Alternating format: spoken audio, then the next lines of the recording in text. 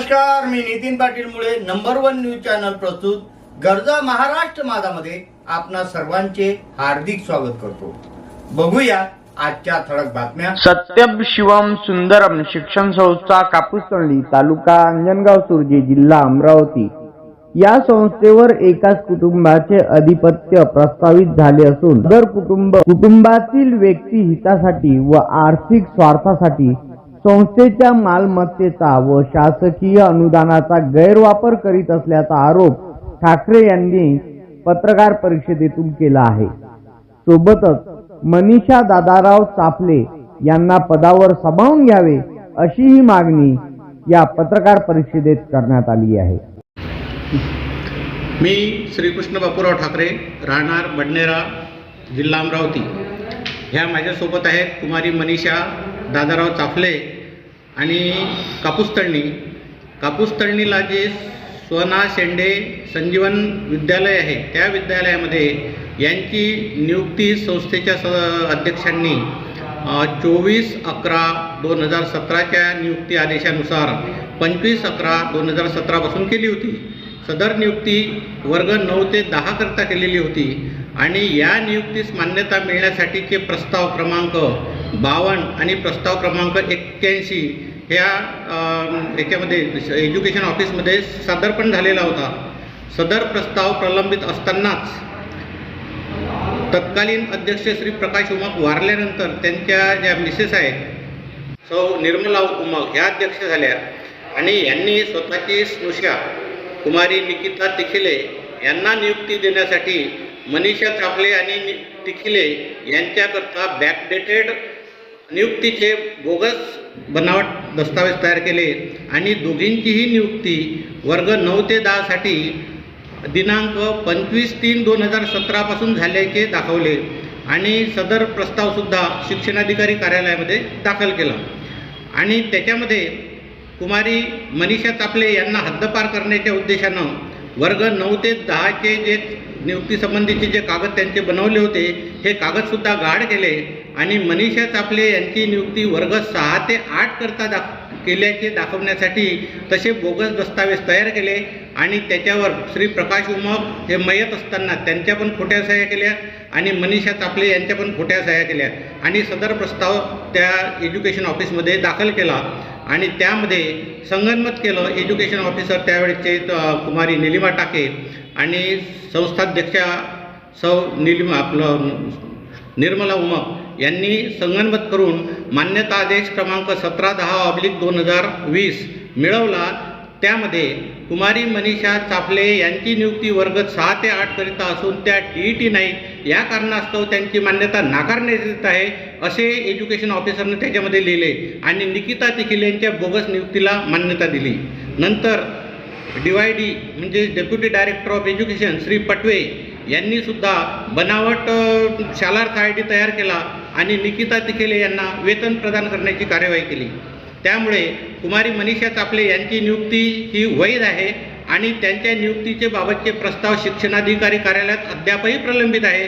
तेव्हा कुमारी मनीषा चाफले यांना न्याय मिळण्यात यावा, त्यांच्या नियुक्तीस मान्यता मिळण्यात यावी आणि त्यांचे हक्काचे वेतन त्यांना प्रदान करण्यात यावे याबद्दल त्यांनी शिक्षणाधिकारी, शिक्षण उपसंचालक अमरावती, पोलीस स्टेशन रहिमापूर आणि पोलीस स्टेशन गाडगेनगर येथे निवेदनं तक्रारी दाखल केल्या आहेत। त्यांना न्याय मिळण्यात यावा एवढीच माझी इच्छा आहे। कुमारी मनीषा दादाराव चाफले, माझी एकच इच्छा आहे की ठाकरे सरांनी जसं माझ्या नोकरीसाठी मला माझ्या हक्कासाठी जे मला माझ्या पदावर नेमून रुजू करून मला माझ्या नोकरीत माझ्या पदावर संस्थेने घ्यावं एवढीच माझी संस्थेच्या अध्यक्षाला, मुख्याध्यापकांना एवढीच माझी विनंती आहे। नवी अमरावती रेल्वे स्टेशन परिसरात वृद्धाचा दुर्दैवी अंत, रेल्वे रुळावर टेकाडे यांचा मृत्यू, कोल्हापुरी पोलिसांकडून पंचनामा सुरू। अमरावती नवी रेल्वे स्टेशनच्या शेवटच्या टोकाजवळ मंगळवारी दुपारी सुमारे 3 वाजताच्या सुमारास एक दुर्दैवी घटना घडली। दिलीप एकनाथ टेकाडे वय वर्ष 65 या खत्री किराणा शॉपजवळ अंबा कॉलनी, अकोली रोड, अमरावती यांचा रेल्वे रुळावर मृत्यू झाला। घटनेची माहिती मिळताच कोल्हापुरी पोलीस स्टेशनचे पोलीस तत्काळ घटनास्थळी दाखल झाले. पंचनामा करण्याची प्रक्रिया सुरू आहे. या घटनेमुळे परिसरात काही काळ खळबळ उडाली असून पोलिसांचा घटनास्थळी पोहोचण्यापूर्वीच प्रशांत जाधव हे घटनास्थळी हजर झाले होते. सदर घटनेचा पुढील तपास कोल्हापुरी पोलीस करीत आहेत.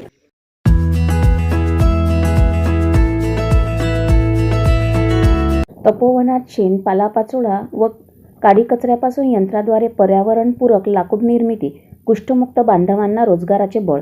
अमरावती शहरातील तपोवन परिसरात शेण, पालापाचोळा तसेच काडी कचऱ्यापासून यंत्रांच्या सहाय्याने पर्यावरणपूरक लाकडाची निर्मिती केली जात असून या उपक्रमातून कुष्ठमुक्त बांधवांना रोजगाराचे साधन उपलब्ध करून दिले जात आहे.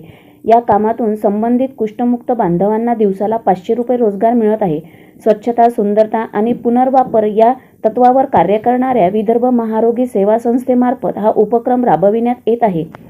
तपोवन येथे गोशाळा असून तेथे सुमारे 70 म्हशी, गायी आहेत. त्यांच्यापासून दररोज मोठ्या प्रमाणात शेण उपलब्ध होते. सुमारे 388 एकर विस्तीर्ण परिसरात पसरलेल्या या संस्थेच्या क्षेत्रात 1 लाखाहून अधिक विविध प्रजातीचे झाडे असून त्यातून मोठ्या प्रमाणात पालापाचोळा दररोज गोळा केला जातो. यामुळे परिसर स्वच्छ राहण्यास मदत होते. गोळा केलेला पालापाचोळा, लहान काड्या तसेच शेण एकत्र करून विशेष यंत्राद्वारे पर्यावरणपूरक लाकडाची निर्मिती केली जाते. या प्रक्रियेत कार्यरत असलेल्या कुष्ठमुक्त बांधवांना दिवसाला 500 रुपये रोजगार दिला जातो. शहरातील तपोवन परिसरात पद्मश्री दाजीसाहेब पटवर्धन यांनी उभारलेल्या विदर्भ महारोगी सेवा संस्थेमध्ये कुष्ठरोगाहून बरे झालेल्या कुष्ठमुक्त बांधवांना रोजगार उपलब्ध करून देण्यासाठी विविध उपक्रम राबविले जात आहे. यामध्ये कुष्ठरुग्णांवर निःशुल्क उपचार करणारे रुग्णालय, केनिंग, सागवाडी, लाकूड व स्टीलपासून फर्निचर निर्मिती, गोशाळा, शेती झाडांची मशागत, सतरंजी व चादरींची निर्मिती, प्रिंटेड प्रेस आदी उपक्रमांचा समावेश आहे. या सर्व उपक्रमांसाठी शासनाकडून कोणतीही निधी मिळत नसून संस्थेच्या स्वबळावर हे कार्य सुरू आहे. या संस्थेमार्फत 70 आदिवासी विद्यार्थ्यांसाठी शाळा चालविली जात असून त्यांना निःशुल्क शिक्षण दिले जाते.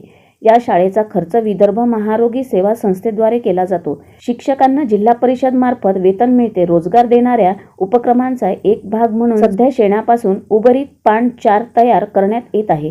शहरातील हिंदू तसेच विलासनगर येथील स्मशानभूमीला मृतदेहावर अंत्यसंस्कारासाठी मोठ्या प्रमाणात लागणारी लाकडांची आवश्यकता भासते. सध्या त्यांना गोऱ्या पुरविण्यात येतात. मात्र भविष्यात शेणापासून निर्मित लाकडाचे उत्पादन वाढवून ते लागणाऱ्या लाकडाच्या तुलनेत किंचित अधिक दराने दोन्ही स्मशानभूमींना पुरविण्यासाठी योजना आहेत. त्यामुळे झाडांची कत्तल काही प्रमाणात कमी होण्यास मदत होणार आहे, अशी माहिती विदर्भ महारोगी सेवा संस्था तपोवनचे अध्यक्ष प्राध्यापक डॉक्टर सुभाष गवई यांनी दिली.